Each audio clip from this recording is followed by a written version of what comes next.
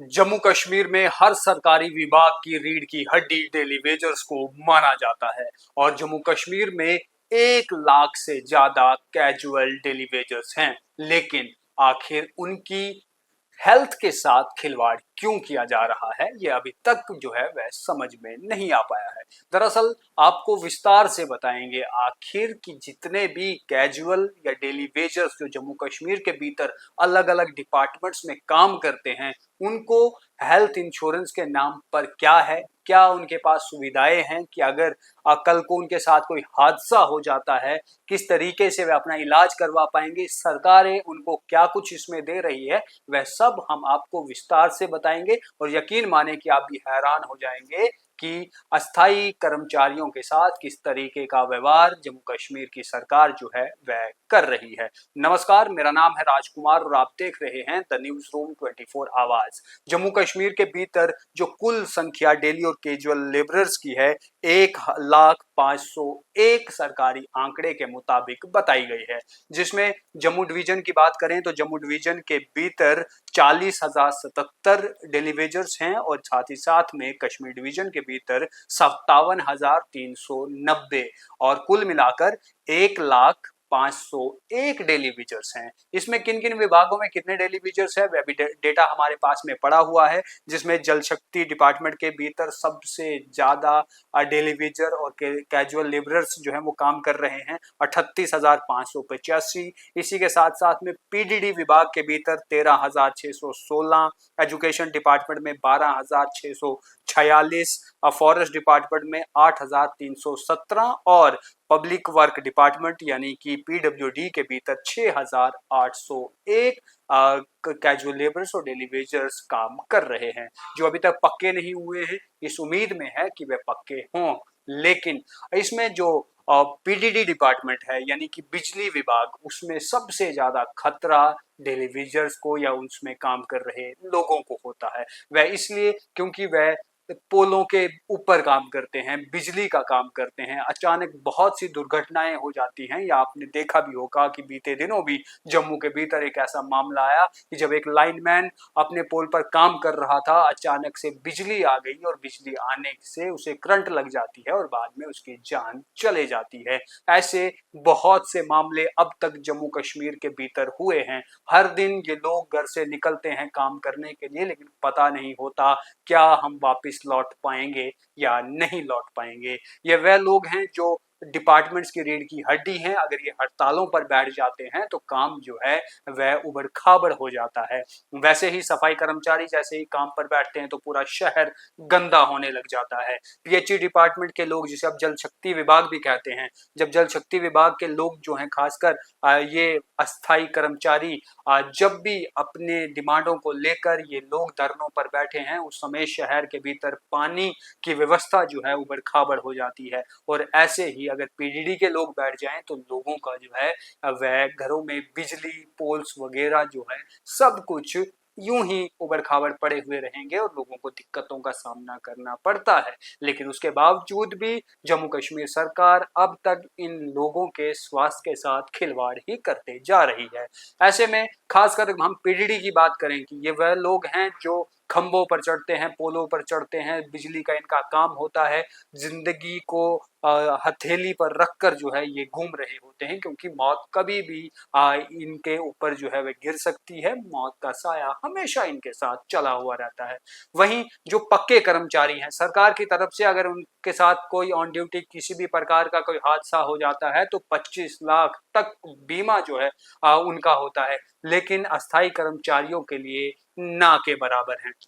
इसी बीच बहुत से पीडीडी विभाग के भीतर भी ऐसे कर्मचारी हैं जो डेली वेजर थे या डेली वर्क लेबरर थे, लेकिन जब उनके साथ में ऐसी घटनाएं हुई, कोई करंट लगा, वेपोल से गिर गए, उसके बाद में बहुत से लोग अब तक अपाहिज है, क्योंकि उनके पास पैसा नहीं था, वे अपना इलाज नहीं कर पाए, उन्हें मजबूरन अस्पतालों से वापस अपने घर आना पड़ा, लौटना पड़ा, वहां घर पर ही बैठे हुए हैं क्योंकि उनके पास पैसा नहीं है और इलाज मुकम्मल नहीं हो पाया। लेकिन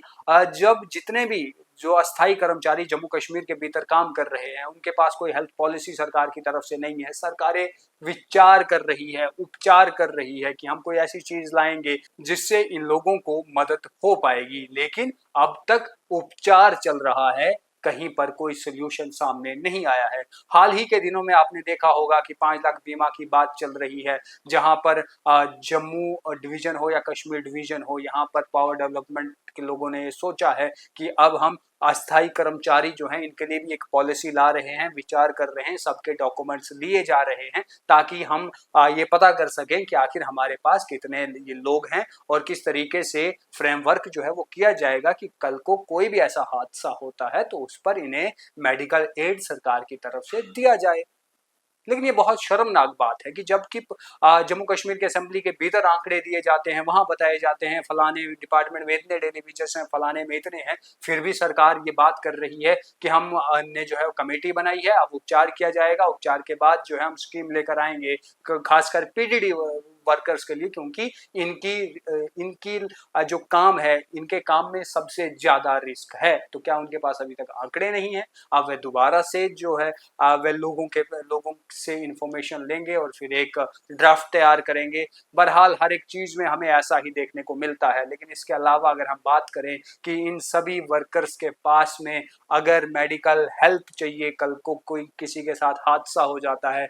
जैसे जल शक्ति विभाग के लोग जो पहाड़ी क्षेत्रों में काम करते हैं, अचानक कभी कभी फ्लड आ जाता है, और इतना ही नहीं इसके अलावा कभार हमने ये भी देखा कि पहाड़ियों से गिर जाते हैं, कभी फ्लड आ गया तो उसमें बह जाते हैं। ऐसे बहुत बार जो है वह जल शक्ति विभाग के कर्मचारियों के साथ हुआ है, चाहे सर्दी हो या गर्मी हो, उन्हें काम जो है वह करना ही पड़ता है, क्योंकि अगर पानी की पाइपों में किसी भी प्रकार की कोई भी रुकावट आए, पानी की पाइपें कहीं फ्लड में बह जाएं, तो वहां इन लोगों को काम करना पड़ता है। सर्दी हो या गर्मी ये काम तो करते हैं, लेकिन अगर ऑन स्पॉट ड्यूटी के समय कुछ इनके साथ हो जाए तो सरकार अपने हाथ खड़े कर देती है। तो ऐसे में इनके पास में कौन कौन से विकल्प हैं कि ये चीजें जो है वो कुछ कर सकते हैं। उसे लेकर जम्मू कश्मीर के भीतर जो गोल्डन कार्ड की स्कीम लगी हुई है, उसका लाभ जो है ये लोग उठाते हैं। मजबूरी है, क्योंकि सरकार की तरफ से इनके लिए ना के बराबर जो है वह सेवाएं दी जाती है या इन्हें कुछ पैसा मिलता है कि अपना इलाज करा सकें।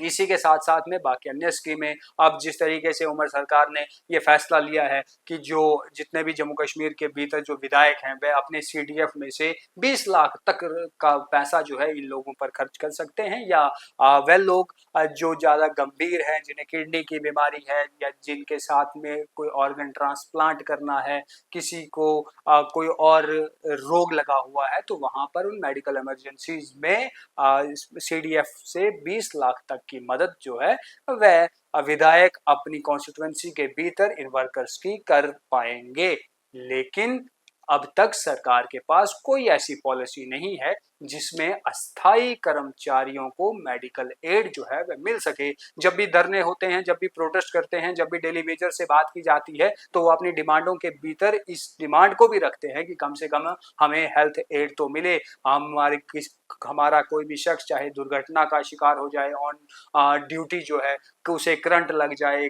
गिर जाए, कोई हादसा हो जाए, एक्सीडेंट हो जाए, तो उस समय सरकार को चाहिए कि हमारे लिए जो है कोई मेडिकल हेल्प दे। लेकिन फिलहाल सरकार सोच रही है। अब देखना ये होगा कि कितनी जल्द जो है फ्रेमवर्क होता है, इन लोगों को जो है कितनी जल्द मेडिकल हेल्प जम्मू कश्मीर सरकार की तरफ से दी जाएगी, उसका हमें भी इंतजार रहेगा। लेकिन वहीं जो लोग स्थायी हैं, यानी कि जो लोग इन डिपार्टमेंट्स के भीतर परमानेंट है, उन्हें 25-25 लाख रुपया मेडिकल हेल्थ के तौर पर जो है वो दिया जाता है अगर कोई भी किसी भी प्रकार की दुर्घटना हो। लेकिन वहीं अस्थायी कर्मचारियों के खाते में कुछ भी नहीं आता। आप इस पर क्या सोचते हैं वाकई में कमेंट बॉक्स में लिखिए। फिलहाल के लिए इतना ही, धन्यवाद।